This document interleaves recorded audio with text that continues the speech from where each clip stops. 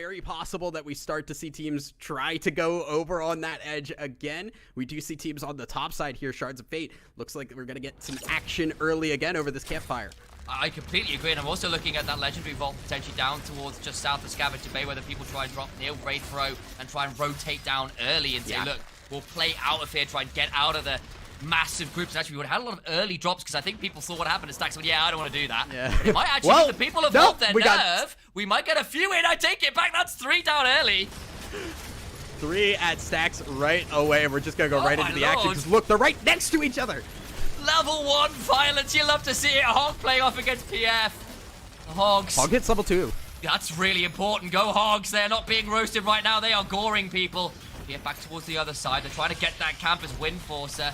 Water plays here as well. They were here last game, remember? I don't know whether they're going to be able to play it out for now, and they're just forced to back to the other side, pick up some books where they can, and make sure that the librarian doesn't see them stealing away and not checking out all those books.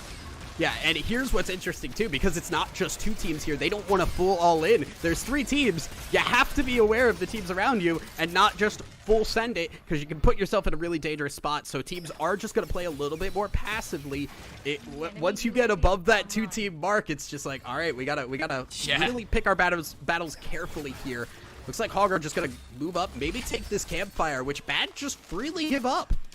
That's a pretty big deal, and I think the other thing is, as this was a very early sequence of fights, a lot of people weren't there with all of their abilities, all of that ability to fully commit to the fights. You see Hog at this point, having claimed that campfire, have kind of won the contest in terms of who got to stay in the territory, are the ones with the higher levels right now, and will pull away towards that Mage Bog as TLD, the winners from that last game, fighting off against Bad, who were in that really bad position in that last kind of circle or so, as it was getting very scary between all of those teams, and see the circle pulling way over to the west this time around. Yeah, not just the west, but the southwest, too. We're going into a quarter, which is going to start to put teams on edge. A lot of these teams on the northeastern side have a long way to go, especially because we had those 3 teams just up on that eastern side. Long way to move, and they're going to have to keep moving despite running into teams, so that can turn ugly very quickly. It took a little while for the fuse to be lit last game, but when it did turn, absolutely right, it was a brutal affair. King of the Rats from last game, MB looking to go forwards. They get a fantastic Kaiju hook. XTD in the chat. The Rats being taken out by the King of the Rats from last time around. First blood going on over. The Oath Shield comes alongside Celeste's Ice Wall. Looking to get some damage as there is already a sort of big spike for the neutral. That's a massive spike. Venomous in danger. As away they go, they chased it a little bit too greedy, a little bit too deep. And they're over the chasm of Barad-dûr. They have to back on out for now. Yeah, and that's also a level of their shields, too. They can just go for this. They're not taking as much damage. Oh, MB tried to go for it. Yeah, that is so unfortunate. Look, they weren't in the jungle. He was in the middle of a kind of industrial zone. Jaguar was going to be seen there. They're not camouflaged in that environment, you know? If anything, they're anti-camouflage, right? Right, Like, exactly. if I see something yellow with spots in a city, like, that's going to catch my eye. I mean, that's very true. I mean, that's probably just true in general. If I'm seeing something with yellow in spots, I go, well, that's a very unusual looking thing. You know? Just in general. Yeah. I'm not much of a leopard print wearer, it has to be said. I wouldn't say myself either. We do see MB did get out on that southeastern side. They aren't being chased. They should be able to get a revive as long as they're willing to try to kind of risk that, depending on how much map-wide information they have. Didn't also get to mention here, we are running with the berry season augment on the map, so lots of healing. Very true, yeah. Yeah, not only healing, but just like it's enough health to match a Vive potion, I believe. And especially if they can get a hold of a campfire, your ability to turn those berries into potions gets really strong there. And we're now in this position where we saw last game people were a little hesitant to fully commit, but now the point is if someone does get out, their ability to heal back up, to get that value back in terms of what health points you've got to play with, is just so much easier. And I think if we saw a slow map last time, we might be in a similar-ish position this time around as Revive comes on through. They've been so good at this over the last 2 games. You can put them down, but it's so hard to keep them out. Yeah, and we're going to see them take the train campfire, which I've seen some players say is just very strong. It's mobile across the map, and even in a bad situation, you can TP to it and just hide in that area down south of the train to just hide inside the ring. So lots of playmaking potential there, depending on where that is. Now, you see one of the souls being grabbed, or rather, one of the monsters being grabbed. His teams really do need to move here. We've said it before. That's a very tight southwest pull. You're absolutely right. And, you know, as it did turn to night as they were on the train, they got off. I feel like Journey was correct. They were taking the midnight train going, not anywhere, but somewhere very specific, near the catacombs. I was waiting to say that. Like, I was very excited. I'm proud of myself. Please join me in this. Guys, please clap. Please. Please clap, yeah. I need the validation. I need the validation. Thousand Eyes is like messaging Relic, like, yo, dude, I need another caster. Get this guy out of here. Yeah.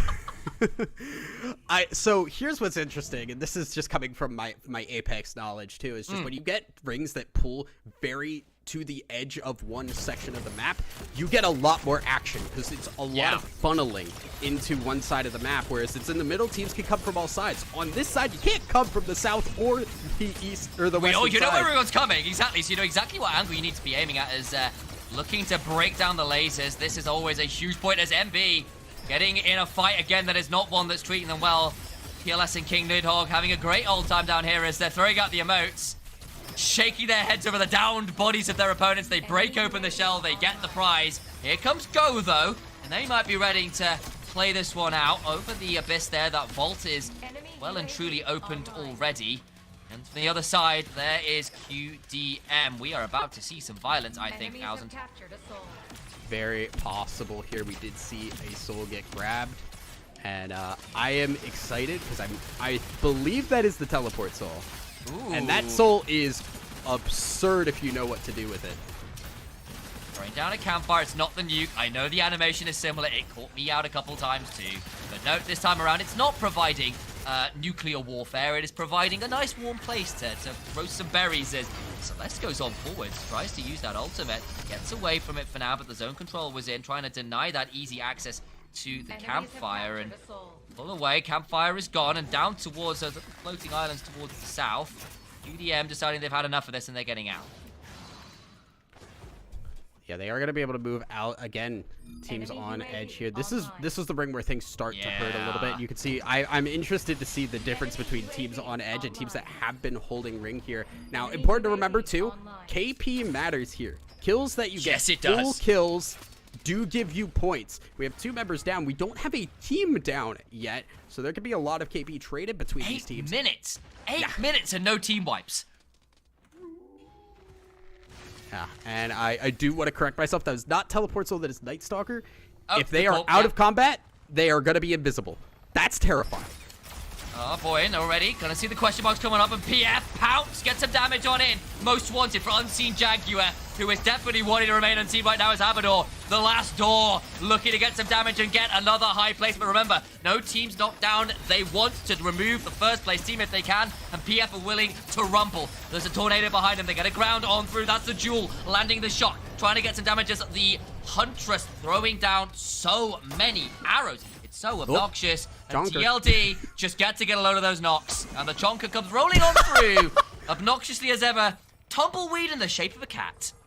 Yeah, PLD wanted to go, or sorry, TLD tried to re-engage on that. I loved the move there. Celeste pushed into them. They just counter Celeste. Yeah. The only member that was still stuck in there was the Celeste. You just re-grabbed that space that was taken from you. Ooh, good hold on the glider there from Hogs. Weddle not wanting to get spiked there. Yeah, again, you've got to be very careful in the air. It is so lethal. It doesn't matter how much the damage is. If there's any damage at all, you're getting spiked if you're over the abyss. Learning when and where to use your mobility to avoid those dangers, to utilize the kind of escape paths the abyss gives you, is a very important skill here in SUPERVIVE. As we all know, a little bit of Smash Bros technique is required in order to play over that abyss. Oh my goodness. Look at our team's placement right now. Oh my Everybody is going to get pinched here. You can see Bad again Yeah, again, just kind of kept outside here. They're going to try and go a little bit more south, but there's only so much time. You can see Rig is coming. They have a team behind them that they're going to have to keep their eyes on too. We do see a team getting a revive up as well, so we are going to get another full reset, and bad. They are running into TLD. TLD are just going to try and keep kill farming.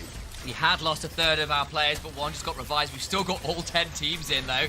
Free run and bad here, looking to, again, prove to be too much to manage, and it's not the anime right now. This isn't a slice of life. This is looking a lot more cutthroat and shonen than that. TLD now going to move up, and they're just going to run right into QDM as well. This is, now they are in, they can just try to rotate out. They can just keep moving. Just don't stay here and fight. They're in disposition. Like the other side, bad They're looking at gonna get third pinched. party. They can find an angle. Won't decide is to pull the trigger. The Abyss there would have been a dangerous thing to try and traverse. Perfect move from TLD. They know there's a team south of them. They do not engage on this. You do not want to be in that fight because you know you will be pinched. Great move to get out here. QDM now going to have to move through. They are now the team that is liable to get pinched. Oh, they are. That is a big old Abyss. A gulf there, and we know what happens is when you start staring into the Abyss or flying over it, it stares right back and drags you into it. Take your moment to jump over this one carefully, teams. Last door off to your left-hand side of your screen. QDM, Stevenator on that kingpin, looking to maybe find a hook of someone unwise enough to step on over towards the north. It's Go, and Bat might be looking for a fight here themselves. Oath throws up the barrier, denies the kingpin hook. They do not want to really force this here. Bat do need to find another way around. They will have to be wary of the ring starting to push them in here. And again, it's just look at all of these teams. It's just so constantly we're pulling it forward, and nobody's full engaging. 10 at a teams! certain point, yeah, at a Back certain to 34 point, players! at a certain point, somebody has to pull the trigger. There is not going to be enough space here. I would have already said there is not enough space for 10 teams. Clearly, I'm wrong, but there will become a point where you just can't share space. Half of this ring does not have ground. Oh my days! All right, well, buckle up, everybody. The phrase is, there's not enough room for the both of us. I think 10 might be too much here. There's already a little bit of contesting over what little spits of land remain as PLS being forced away. The field down a half HP, try to back on out. Celeste, though, getting a bit of a heal there from King, Nidhogg, and the crew. Yeah, best to say alive was this.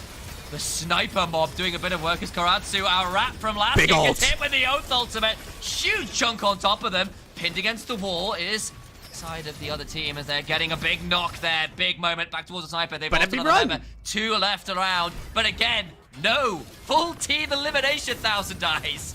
Okay, the thing that's going to start... Yeah, I don't even know anymore.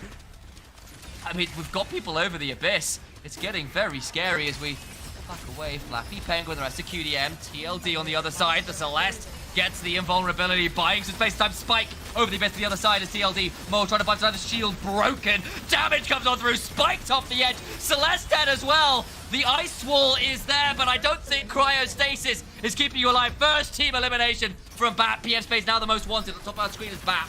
Doing their best as go towards that southwest as well. TLD being pinched themselves. Split apart a little bit here, but they did well enough with that one last map.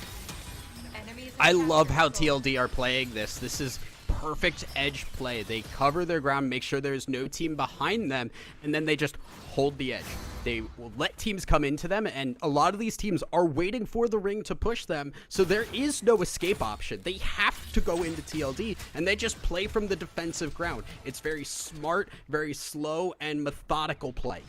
We finally lost our second team. We're finally down to nearly half our remaining players, but we are 13, nearly 14 minutes into this game. And again, it is coming down to the final moments in this map as space is becoming not just a premium, but practically there's nothing left of it. There is no space. There's nothing for a premium to be on. And Batmobile in a dangerous position, spiked over the air. Might be able to get revived by their team. I don't think they got quite far enough round, unfortunately, as Go now looking at third party, knowing they have the man advantage. This could prove difficult. Kaiju hook a little wide. Celeste throwing out those auto attacks. Huntress and the Brawl trying to buy some time. Oath is there too. coming in. And here we go with the third party. Oh, Bat. What an awful position to be in. There is an Abyss behind you. And the last door in front. I don't think they want to walk on through it. Over they come. They're going into the air, trying to buy some space. They got a member out. And they're spiked. Go on the other side. Do they want to take this gauntlet that TLD are so happy to throw down? They did get a member out. I think they used the anywhere but here. No way. To get They out got of TP'd that out. situation. Oh my days, I missed yeah. it. Yeah, just got out. Nope, Bap did get caught. So height is gone, but there's still somewhat around here. Now Go are in a bad situation as there's a team behind them. They need to find a way. They're getting pushed to the edge of this ground, but they're starting to retake a little bit. They still do have a Celeste here that can just go forward and take space. I mean, here's the next challenger. In comes a campfire. It's not the nuke again. Read that one a little better after the first game. I got caught out those couple times. Behind, though, big chunk comes on through. And the Celeste ult, again, timed very well on the other side. But a huge chunk puts him into the air, trying to back away. Kingpin in the air as well as TLD step on forward, throwing out so much damage.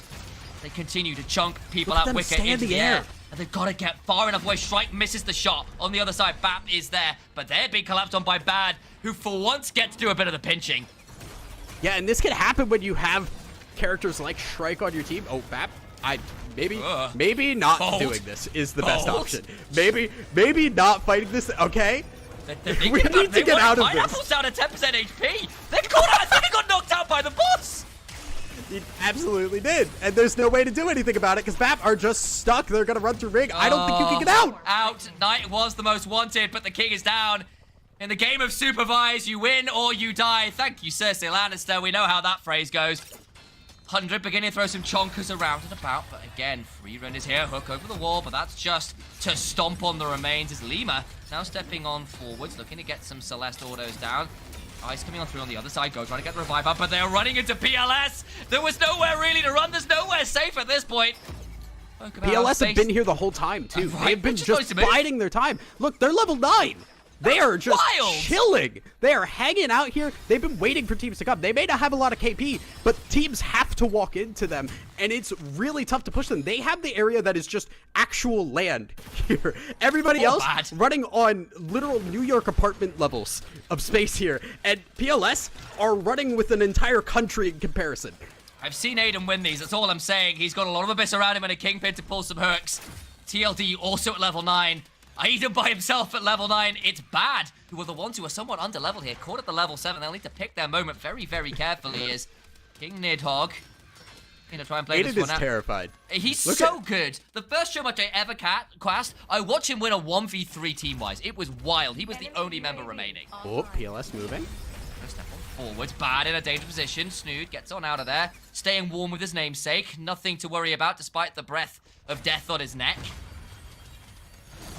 Able to move out and get back to the rest of the team here. PLS are pushing on this. Remember, Ring taking them over here. They had to move. Now they're able to get some space, but now they are on the disadvantage here. They got evicted from their location. Big Actually, push. they get a huge chunk in. The 2-level advantage is a nightmare. And now the Dragon of Disaster from Norse mythology, King Nidhogg, gets huge amounts of chunks. The HP bars are so low. Remember, still the berry map, so we can get a lot more healing if they can just get out. But Celestial only buys a little bit of time. Does perhaps buy enough to get some heals. They ran to the bushes. They did manage to get some heals out there. Down a member, but they are still in it. Yeah, and PLS, the way that the ring is working here, it's pushing back out. So they actually do have time to kind of work with here. Go are starting to move up on TLD, who are trying to do this monster here. I don't think this is a little sketchy. TLD have been taking some damage. They're going to pop the campfire because they know teams are starting to move in on them. It's hooked away! They grabbed it! Third parties! And they had someone knocked all the while! No. Oh, Go! Oh, Go. Great play there. That is so good. You always see Kingpin are like, oh, I don't want to be grabbed by the Kingpin. You forget that he can just take away your minions as well. He can take away the camps that you are trying to fight. Bad, trying to get the revive, not able to do so. Love that they went for that, especially. I appreciate it. Yeah, especially with the myth that can just go through there and just not worry about, just go through the walls. Not terribly worry. Kaz still alive. How are BAP still in this? I don't understand. They've got a minute and 42 to play with. PLS to the north of them. TLD to the west. And TLD, despite that slightly ignominious loss of the boss that they were fighting, are still in a great position here. Because remember, they won that first lobby. Remember that they can still do a lot of damage here with a high placement. 5th place, nothing to sniff at. Getting a huge chunk as Go. Force on the wall, gets spiked mid-air. They're down a member. Lima going around his Abaddon, looking for this flank on angle. Continue to shoot on out the machine gun on full auto. Huntress buying some space while that zone control so obnoxious. Look at the shield difference between Go and TLD. TLD have a lot of shields, and they have a lot of better shields as well. Go having to disengage, having to run back, but they're going into the waiting arms of PLS. Oh, PLS are there. They've got even better shields than Nidhogg, and the rest of the crew ready to receive Go with waiting arms. Aiden desperately still trying to find spaces to play on that Nidhogg. Sorry, not on that Nidhogg, on that Kingpin. I think I'd not conflate the names of characters and players, but here we are. On the other side, 40 seconds. Paz. He's still here. How is he doing this? PLS have to go now. Like, they have to realize Paz is alone. Are they really not going to go for this? I am amazed. No, they have to know. They have to. Surely. They definitely see Paz. 20 seconds. Like, if he gets a revive off here, it's madness. Aiden, another single party, trying to find an angle. Gets over the wall again. Bad on 2 members, trying to buy some time. TLD well off to the west. In the safest position. Aiden now with Paz on the wall. Oath stunned up. 10 seconds to go. Watch for the hook over the wall. Throws out the ultimate. Spikes him. Revive is up. Bap get back into the game fully. Perfectly played. Paz somehow keeps the team alive, and now they've got to rotate around and find a way to play this fight. They don't have a lot of space, but they are back in this game. If you want to get people into SUPERVIVE, show them this moment. Again, the drama, the action, the ability to come back into it. If you do not see your enemy dead in the grave, Look they at this aren't ring. done. This ring pulls again. It's never a guaranteed thing. TLD in a phenomenal position. PLS willing to pull on in. Bap on the other side. Have got an angle into the air. Is Celeste. Buys some time with the ultimate. Still just about alive. Bap. Gonna try and stay alive. Snood gets the spike. On the other side, TLD holding onto this spit, this cliff, this little bit of land, and PLS must force their way in. They've got a campsite to work with. The bushes on the other side, providing the berries. The anti-heal is dead as Oath puts up the shield, but it's being broken through. Full auto again. There's Lima there, throwing out the big ultimates, gets the chunk knocked over the air. Unhealable because you're just Bap has to go. to rights. Another wipe. TLD racking up kills and they're racking up points. Now Bap must play this one out. Snood needs to play the rat, needs to pick their moment so very well. They are the last remaining non-team really here. I think Bap waited too long. You gotta watch those kill feeds. Because Bad are gonna go down. I think if Bap watched the kill feeds a little bit and they go for that a little sooner, TLD were taking damage in that fight, but they waited till the team was gone, and by the time they got there, it's full reset for TLD, and TLD again in a power position. They have done it again and again and again, and the what a spike remarkable walls. squad they be. The last door, by far the best performing team in these 2 lobs. Bap here have got to pull off a bit of a miracle. Now the likes of Pineapple, and I've seen how well they can play. The quality of these players is not in doubt. The position, I think, perhaps on the other hand, the momentum. And perhaps not, as again we begin to see this circle begin to get a little less safe at those dead zones. Prove a little bit scary. Bap pinned to absolutely nowhere, and TLD are just waiting for the try and fly, try and find their angle in. They're not right back on over, trying to play in the abyss, but it is calling for him. TLD back towards the cliffs. The spikes come on through. A valiant effort, but it was a doomed charge. The Light Brigade come on through in the darkness of the abyss. Buys them as only 2 members remaining. They have to play with so little space. That nuke tries to kill away that campsite. Does so. TLD themselves not caught out. Shrike begins to try and get some snipes, but no one is sniped. And they get the crowd, but 2 minutes. Surely TLD don't let this happen again. They go on in. They deny the crown. It is stolen away. Come on now. You know who the only regents in this game in NA is. It's the last door.